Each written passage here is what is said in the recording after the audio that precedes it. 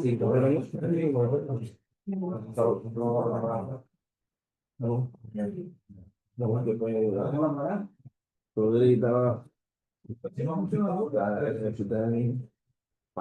Buenas noches, muchas gracias aquí por los que nos están acompañando. En la noche de hoy vamos a tener el tema lesión de la rampa meniscal con el doctor José David Guerra. El doctor José David Guerra es egresado de la Facultad de Medicina, hizo su residencia de ortopedia en la Caja de Seguro Social, hizo su especialidad en cirugía articular de hombro y rodilla en el Centro Médico Imbanaco de Cali, Colombia. Actualmente trabaja en la Ciudad de la Salud. Bienvenido, doctor, y muchas gracias. muchas gracias por la invitación. Bueno, este es un tema muy interesante, ¿no? Entonces vamos a comenzar por tratar de definir qué es una lesión en rampa o de la rampa meniscal. Este es un tema que en los últimos 15 años se han producido muchas publicaciones, pero desde 1988 ya Strobel describió una lesión del aspecto posterior o de las inserciones del cono posterior del menisco medial. Posteriormente, con las nuevas publicaciones, se ha tratado de definir o de establecer una definición para esta patología, aunque todavía no hay un consenso, como vamos a ver. Y una de las definiciones más aceptadas es un desgarro longitudinal de tipo vertical de las uniones meniscocapsulares del cuerno posterior del menisco medial, que Liulo definía como una lesión que debía ser inferior a 2,5 centímetros. Los estudios más recientes están extendiendo esta publicación en la que no solo hablan de las lesiones del cuerno del menisco posterior, sino de la unión meniscocapsular del cuerno posterior del menisco a la cápsula, de las uniones meniscotibiales y de la porción rojo-rojo del cuerno posterior del menisco medial, que vendrían siendo más o menos los 3 milímetros posteriores del cuerno posterior del menisco medial. Entonces, importante recordar un poquito de la anatomía del cuerno posterior del menisco medial y las estructuras que nos podemos encontrar ahí. Entonces ya les mencioné los ligamentos meniscocapsulares que se unen a la parte posterior del cuerno posterior del menisco desde la cápsula. El ligamento meniscotibial que va haciendo su unión desde 6 centímetros, desde 6 milímetros. Un segundo. Okay. El ligamento, los ligamentos meniscotibiales que se extienden desde los 6 milímetros del borde posterior del cartílago articular, insertándose también en la parte posterior del cuerno posterior del menisco, lo que vendría siendo la zona rojo-rojo del menisco, y una unión común, que ya por estudios de histología se ha visto que estas dos estructuras, estos dos ligamentos, sus fibras de colágeno llegan en una inserción común a nivel del cuerno posterior del menisco medial. Aparte de esto, su tamaño circunferencial a lo largo del cuerpo posterior del menisco. Como vimos previamente, se está dando una descripción que debía ser una lesión menor de 2,5 milímetros. Pero pues los estudios realizados por De Filippo y colaboradores hicieron una descripción cadavérica de pacientes donde encontraron que el tamaño promedio del ligamento menisco capsular más o menos es de 20 milímetros, que del menisco tibial viene siendo unos 14 milímetros y que el largo completo del cono posterior viene siendo alrededor de 21 milímetros. Estos tamaños tienen relevancia, pero como también vamos a ver más adelante, no hay una definición real para establecer qué tipo de manejo se le debe dar a cada lesión. Entonces esto sirve como una referencia pues, a la hora de tomar una decisión respecto a cómo tratar estas patologías. Aparte de estas estructuras, también hay nuevas publicaciones que hablan del brazo directo, del semimembranoso, que llega a la, perdón, el brazo capsular, el semimembranoso, que tiene una íntima relación con el cuerno posterior del menisco medial y al parecer también puede guardar una relación en la fisiopatología de la lesión, principalmente en lesiones crónicas del ligamento cruzado anterior. Como vamos a ver más adelante, esta es una lesión con mucha relación. Hay casos descritos, publicados de lesiones solas, pero suele estar casi en el 100% de los casos asociada a rupturas completas del ligamento cruzado anterior o lesiones crónicas que no fueron tratadas y pues produjeron una ruptura del cuerpo posterior del menisco medial. Entonces, pues hay publicaciones bastante recientes de 2024 que están tratando pues, de ver si hay algún tipo de relación en la incidencia de las lesiones en rampa con lesiones de la porción capsular del semimembranoso. Esto es otro tema diferente, pero pues este estudio sí ha visto pues, que hay algo de relación en este tipo de patología. Entonces, hablando un poco de la epidemiología, esta lesión entra dentro de las lesiones ocultas de rodilla.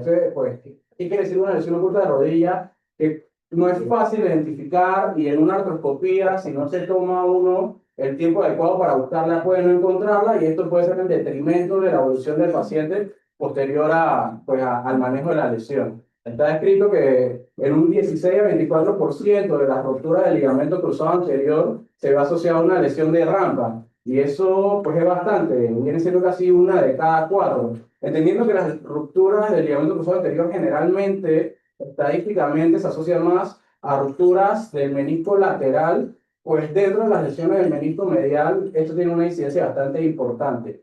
Y dentro de las lesiones crónicas aún más. Entonces, esto es importante a la hora de establecer una sospecha para esta patología. También está descrito que hay una alta incidencia de fallo en el manejo de estos pacientes cuando no se realiza un diagnóstico, por ende, no se realiza un manejo adecuado y que un diagnóstico fallido va a producir una brecha significativa en el aspecto posterior medial de la rodilla con las consecuencias que esto genera. Y pues ya hay mucha evidencia también que habla respecto a esto, en donde se encuentra que el paciente va a tener una traslación tibial aumentada, va a tener un exceso tanto en la rotación interna como en la rotación externa, y en los test diagnósticos eso es lo que vamos a esperar encontrar. Entonces, ¿por qué es importante saber esta parte de la biomecánica? Porque, como ya mencioné, eso establece un fallo en la cirugía, como dije, altamente relacionado a la ruptura del ligamento cruzado anterior, entonces establece un fallo de la reconstrucción del ligamento cruzado anterior. Lleva al paciente a requerir subsiguientes cirugías y a la larga, pues también puede estar presentado un riesgo aumentado de osteoartrosis por la importancia biomecánica del cordón posterior del menisco medial en la función de la rodilla. Entonces, la literatura ha descrito múltiples factores de riesgo, pues metaanálisis agrupa los más importantes. Pues de lo que destaca, ya como mencioné, la ruptura completa del ligamento cruzado anterior suele verse mayor en el sexo masculino que en el femenino, en personas más jóvenes, menores de 30 años, y pues también están descritos las lesiones crónicas. Se trató de hablar de las lesiones de contacto o en las lesiones de revisión. Este estudio, pues digo que no había mucha relación, pero hay algunos otros autores que igual lo asocian en deportes de alto contacto o trauma de alta energía en la rodilla.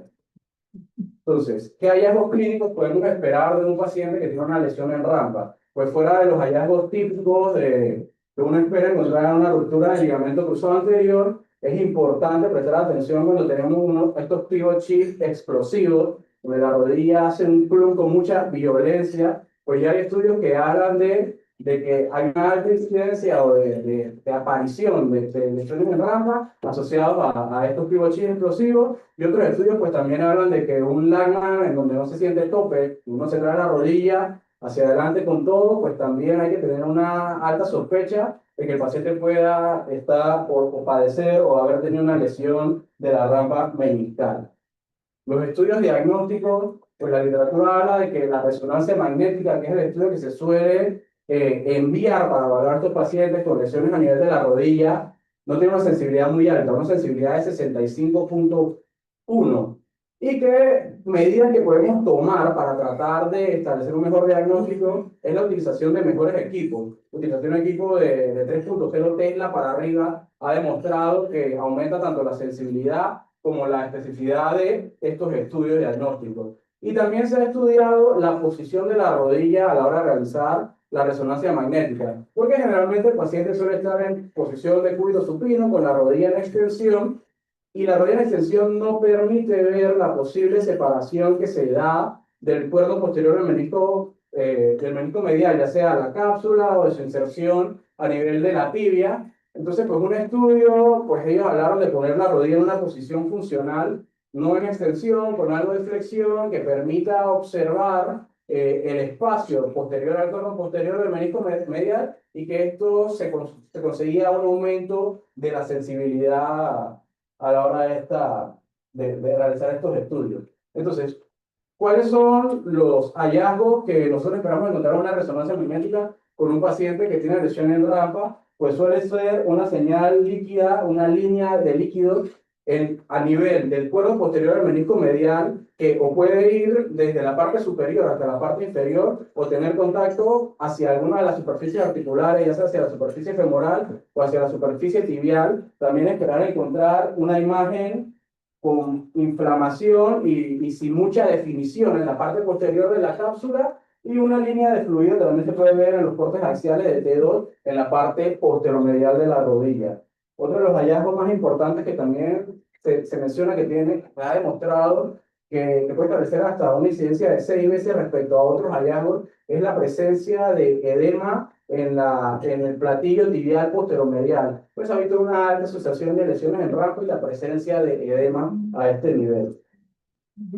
Pero habiendo dicho todo esto, entendiendo que tiene una baja sensibilidad, la evaluación artroscópica sigue siendo el gold standard a la hora de establecer el diagnóstico de estas lesiones. Pero pues, si algo se sospecha, si uno no lo ve en la resonancia, porque tiene una baja sensibilidad, hay estudios que hablan inclusive que si no la lee un radiólogo musculoesquelético o un ortopeda que no ha estado con mucho entrenamiento de buscar esta lesión, puede pasar desapercibida, pues no la vamos a ver. Y esto es un problema de lo que les comentaba de las lesiones ocultas, porque desde la parte anterior de la rodilla uno puede no ver esta lesión.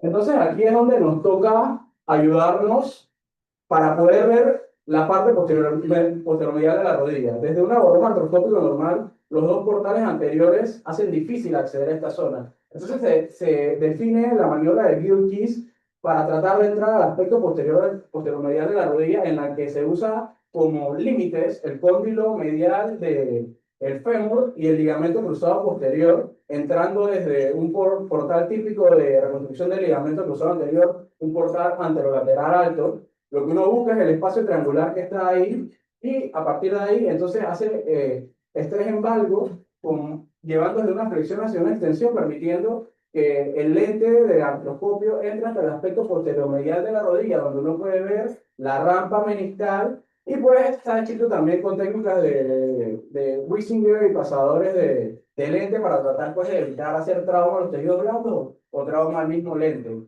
A pesar de haber hecho este tipo de maniobra, hay algunas lesiones que pues no se van a ver. Las lesiones, si tenemos intacto el ligamento meniscocapsular, puede que no veamos las lesiones del ligamento meniscotibial. Entonces hay autores que refieren que de este portal de Gilkis nos podemos apoyar utilizando lentes de 70 grados. Eso no es algo que está establecido tampoco en la literatura, pero es importante apoyarse desde el portal posteromedial de la rodilla, que cuando ya estamos viendo la parte posteromedial de la rampa, uno puede, mediante transiluminiscencia, buscar con una aguja un punto de entrada adecuado, esquivando las estructuras safenas, para con una aguja larga de estas espinales poder palpar la zona de la rampa para tratar de ver si se evidencia o no una lesión en rampa. Y también para, pues más adelante, como vamos a ver, a la hora de establecer el manejo quirúrgico. También harán los autores que nos podemos apoyar en la rotación interna de la tibia respecto al fémur,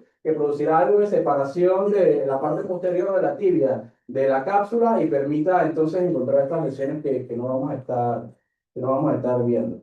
Entonces, este autor, Tony Coquet, que es uno de los que ha publicado bastante, él habla sobre unos pasos que deberíamos seguir a la hora de hacer una examinación o una evaluación artroscópica de un paciente en general, y más todavía que tengamos una sospecha de una lesión de la rampa meniscal, donde el paso 1 es realizar el abordaje normal de la artroscopía de rodilla, la parte diagnóstica, ver todas las estructuras, ver las lesiones del ligamento cruzado que suelen encontrarse. Posteriormente a esto, pasar a través del notch al aspecto posteromedial de la articulación, pues para ver si hay o no una lesión. A partir de ahí, establecer un portal posteromedial, inicialmente pues puede ser con la aguja para palpar, manipular, ver si encontramos la lesión.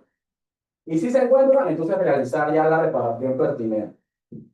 Entonces, ya habiendo encontrado que tenemos una lesión en rampa, pues vamos a entrar. Hay autores que han tratado de establecer una clasificación. Tauna es uno de los primeros que la clasificó. Su clasificación mucho tiene que ver por la zona anatómica que está afectada, ¿no? La distingue de tipo 1 hasta tipo 5, básicamente como progresando de severidad, donde las tipo 1 son lesiones que se encuentran a nivel de una lesión meningocapsular, luego va una lesión superior, después una lesión inferior, una completa y después una lesión múltiple. Pero pues él no hace ninguna distinción entre las estructuras superiores o inferiores. Tenemos también la clasificación de Griff, que hace una clasificación por resonancia magnética y básicamente es una extensión de la clasificación de Tonal, donde él sí habla no solo de la lesión superior, sino que hace distinción de si tenemos una lesión parcial a nivel del menisco o si es meniscocapsular, si tenemos una lesión inferior del menisco o si es menisco tibial, las lesiones completas con separación sin que afecte al menisco, sino que solo lesiones de cápsula y las lesiones complejas que pues las describen específicamente una doble ruptura del cuerpo posterior del menisco medial. Entonces, un estudio pues trató de buscar una validez de este tipo de, de clasificaciones y consideran que pues hay una limitada consistencia en los hallazgos de estas clasificaciones y que su fiabilidad es algo variable.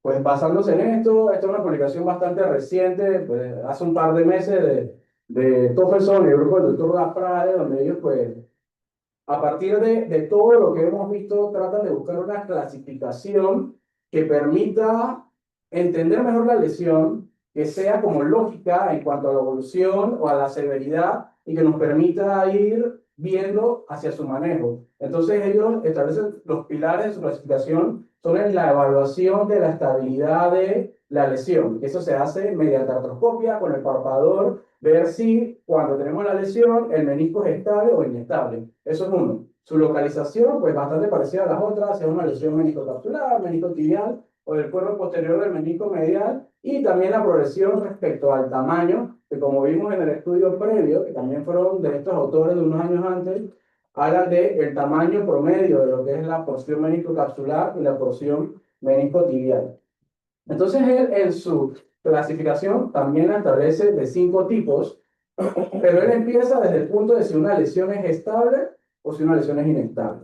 Si una lesión es estable, la va haciendo ya tipo 1. Y ahí es donde entra en juego su mnemotecnia. Él utiliza, si se están viendo la letra C, la letra M. Letra C significa que es capsular, para entenderse mejor. Letra M significa que es medial. Entonces, 1C sería una lesión de la cápsula estable del lado capsular, ya sea meniscocapsular o meniscotibial, y la 1M, una lesión estable del lado meniscal. Progresando a partir de las tipo 2, ya nos encontramos con lesiones inestables.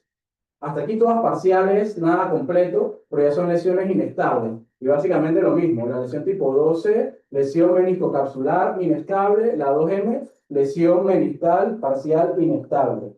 Las tipo 3 serían del aspecto inferior, ya sea si son capsulares, del ligamento pues, menisco tibial y las lesiones meniscales inferiores.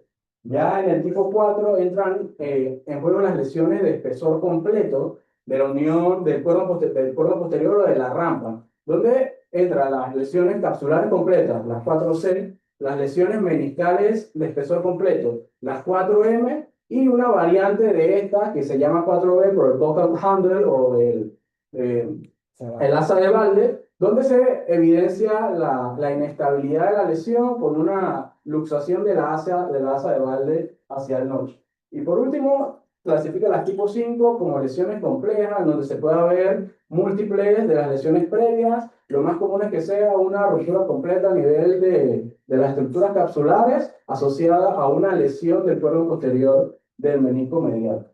Entonces, habiendo visto todo esto, la pregunta que surge, repararlas todas se reparan, no todas se reparan. Entonces, acá nos apoyamos un poco en qué dice la evidencia, qué es lo que está publicado, porque pues no hay un consenso, ¿no? Entonces, hay múltiples artículos que hablan de que las lesiones estables les suele ir bien a los pacientes, los resultados funcionales son adecuados, que le va bien respecto a lo que se operan.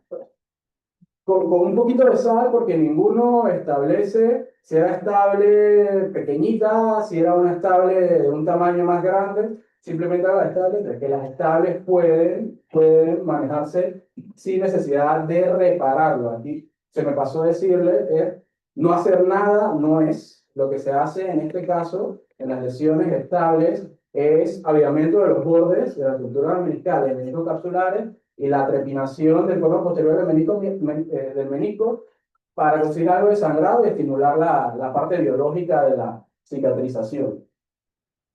Aparte de eso, pues ya también algunos autores hablan de que cuando tenemos lesiones estables, verlo el tamaño de la lesión. Una lesión más o menos del 50%, entiéndase más de 10 milímetros a nivel meniscocapsular, o más de 10 milímetros a nivel meniscal, o más de 6, 7 milímetros a nivel meniscotibial, probablemente se obtienen mejores resultados al realizar una reparación quirúrgica que simplemente hacer la trepinación. Y hay inclusive otros autores que hablan de que al encontrar una lesión en rampa, todas deberían ser reparadas. Entonces, pues la verdad es que no hay un consenso respecto a cómo deben ser manejadas. Entonces, podemos concluir de todo lo que hemos visto, de tratar de establecer algún tipo de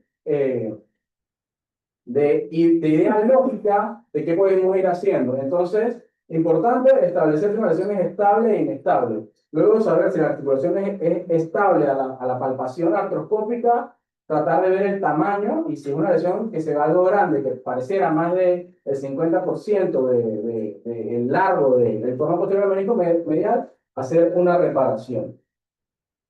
Entonces, vamos a hacer la reparación. ¿Cómo se hace la reparación? Pues la literatura también habla de múltiples formas, no hay un gold standard de lo que se debe hacer. Hay autores que han publicado reparaciones con suturas all inside, con suturas convencionales, haciendo suturas todo dentro, utilizando pasadores de sutura, ya sea los de gancho, los pasadores de sutura de rodilla, también de técnicas inside out con abordajes posteromediales para rescatar agujas de suturas.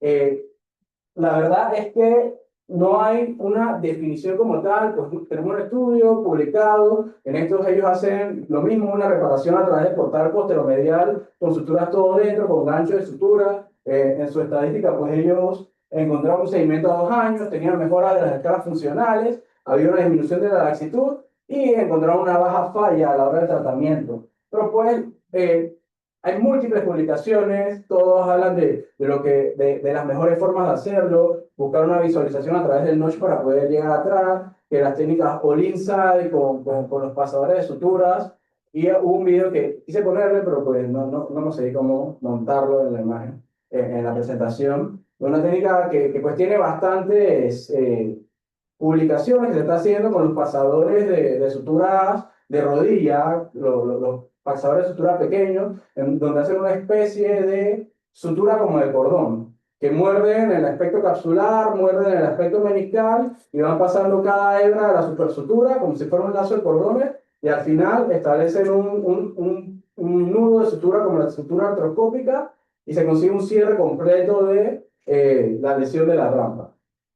Entonces, pues, hubo una publicación buscando a ver si había una forma de establecer cuál era la mejor forma de establecer el manejo quirúrgico y pues esta revisión sistemática, pues ellos concluyeron que los pacientes posterior a una reparación suelen tener buenos resultados independientemente del método a realizar. Entonces, esta reparación puede ser un poco demandante desde el punto de vista de técnica quirúrgica, ¿no? Entonces, en ese sentido es importante saber con qué le da mejor a uno y a partir de ahí hacer el trabajo, ¿no? Pero lo más importante pues sigue siendo la identificación de la lesión. Entonces, pues, para terminar las recomendaciones, pues saber si tenemos una lesión inestable, repararla. Este autor, este artículo reciente el que les comenté este año, ellos pues en su publicación, ellos a los pacientes que tenían lesiones de espesor parcial, los manejaron con suturas tipo all inside, ya sea por abordaje posteromedial o desde anterior con las suturas convencionales all inside, pero las lesiones que tuvieron un espesor total las manejaron con suturas de dentro-fuera, pues porque les permite establecer una sutura vertical de mayor fuerza, poner mayor cantidad de suturas, y ahí ya se establecerá el problema de si hay mayor tiempo quirúrgico, si hace lesión o no del nervio safeno. Entonces, como conclusión, para recordar de esta charla, ¿qué es lo que me gustaría que quedara de esto, no? Pues sospechar la lesión, a pesar de que hay muchas publicaciones en los últimos años, pues puede ser una lesión que pase desapercibida, ¿no? Hay muchas personas que se pueden ir con el diagnóstico del radiólogo mediante resonancia magnética y si uno no se pone a ver las imágenes o no está familiarizado con verla, pues no la encuentra, no la sospecha y a la hora de hacer su procedimiento de reconstrucción del ligamento cruzado, pues la pasa por alto. Entonces, pues para poder verlas hay que establecer una visualización adecuada, estar familiarizado con las técnicas que nos permiten entrar al aspecto posterior medial de la rodilla para poder verla. Y lo que sí se recomienda, pues como suelen ser lesiones asociadas a ruptura del ligamento cruzado anterior, es realizar la reparación previo al proceso de reconstrucción del ligamento cruzado. Ya luego reparada, la reconstrucción del ligamento cruzado como tal y la rehabilitación postquirúrgica suele ser similar a la de una reconstrucción del ligamento cruzado con lesión meniscal. Y bueno, eso sería todo. Muchas gracias por su atención. Me quedo con este pensamiento que está en una de las literaturas revisadas, donde uno de los doctores hacía hincapié en esto, ¿no? Que el ojo solo ve lo que la mente está preparado pues, para comprender o encontrar en este caso, ¿no? Entonces, pues si no sospechamos la lesión y no la vemos, no estamos familiarizados con los factores de riesgo, con las imágenes de resonancia y con buscarlo quirúrgicamente, pues puede ser que no lo encontremos y esto podría ser una de las causas de fallo de la reconstrucción del ligamento cruzado anterior-posterior a la cirugía. Muchas gracias.